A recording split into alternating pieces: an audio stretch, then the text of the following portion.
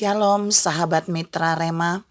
Hari ini tanggal 7 April 2023, kita akan sama-sama mendengarkan firman Tuhan yang terambil dalam Injil Matius 27 ayat yang ke-50 sampai ayat yang ke-53 yang berkata demikian. Yesus berseru pula dengan suara nyaring lalu menyerahkan nyawanya. Dan lihatlah tabir bait suci terbelah dua dari atas sampai ke bawah. Dan terjadilah gempa bumi, dan bukit-bukit batu terbelah, dan kuburan-kuburan terbuka, dan banyak orang kudus yang telah meninggal bangkit.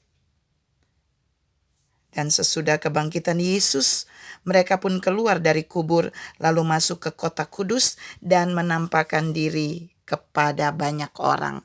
Demikianlah firman Tuhan, dan firman ini akan sama-sama saudara dan saya renungkan di hari ini yang saya beri judul Kematiannya Berdampak Extraordinary.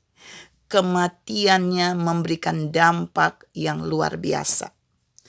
Saudara yang saya kasihi dalam Tuhan Yesus Kristus, bagian firman yang saya baca tadi merupakan bagian terakhir ketika Yesus menyerahkan nyawanya di kayu salib, dan terjadi 5 hal yang extraordinary. Pada saat di titik Yesus menyerahkan nyawanya dan kemudian dia mati di kayu salib, ada 5 hal yang terjadi. Ini dampak dari kematian Yesus yang extraordinary. Yang pertama yaitu terjadi tabir bait suci terbelah dari atas sampai ke bawah. Tidak ada yang membelah, tidak ada yang menghancurkan, tapi kematiannya bisa membuat tabir bait suci terbelah. Ada satu pembaharuan di dalam bait suci. Kalau yang sebelum Yesus mati, semua orang harus datang kepada Yesus, kepada Bapa, itu melalui membawa korban. Tapi ketika Yesus mati, saudara dan saya mendapat kesempatan untuk bisa masuk di dalam ruang Maha Kudus melalui kematiannya ini.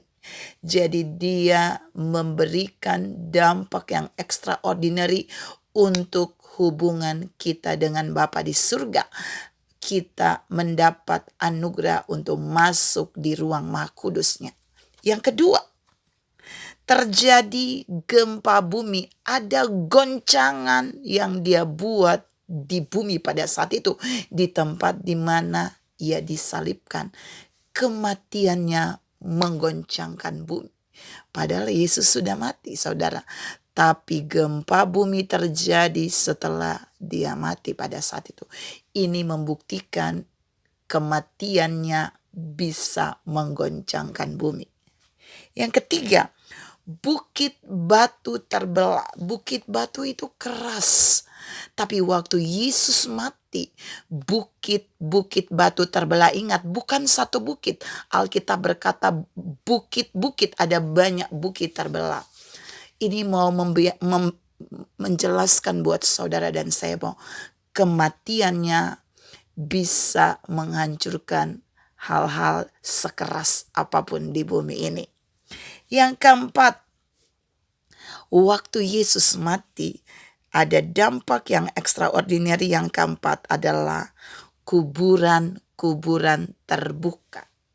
Semua bentuk kematian itu berubah. Kenapa berubah? Karena kuburan-kuburan itu bisa terbuka tanpa ada yang menggali. Hanya cukup dengan kematian Yesus, kuburan-kuburan itu terbuka. Yang kelima dan yang terakhir, dan ini kunci dari kematian Yesus yang memberikan dampak yang extraordinary, yaitu banyak orang-orang kudus bangkit. Jadi poin yang kelima, kematian Yesus berdampak extraordinary, yaitu memberikan kebangkitan bagi orang-orang mati. Kematian Yesus memberikan dampak yang extraordinary untuk semua hal yang saudara dan saya miliki di mana sedang mengalami satu kematian. Mati suri sekalipun. Ingat kematian Yesus bisa memberikan kebangkitan atas semua kematian yang terjadi dalam hidup saudara dan saya. Mungkin hari ini saudara berkata, pekerjaan saya, kesehatan saya, keuangan saya, masalah-masalah saya, kok sepertinya nggak selesai, mati semuanya, nggak ada jalan keluar.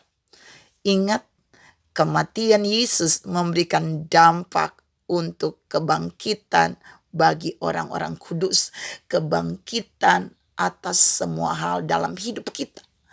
Kematiannya memberikan dampak yang extraordinary bagi saudara dan saya. Oleh sebab itu, mari di hari Jumat Agung sedunia di hari ini, 7 April 2023, mari kita sungguh-sungguh merayakannya, karena kematiannya memberikan dampak untuk memberikan kebangkitan yang luar biasa, yang extraordinary bagi saudara dan saya, bahkan bagi dunia ini. Tuhan memberkati saudara berlimpah. Salam memperingati kematiannya yang berdampak extraordinary. Amin.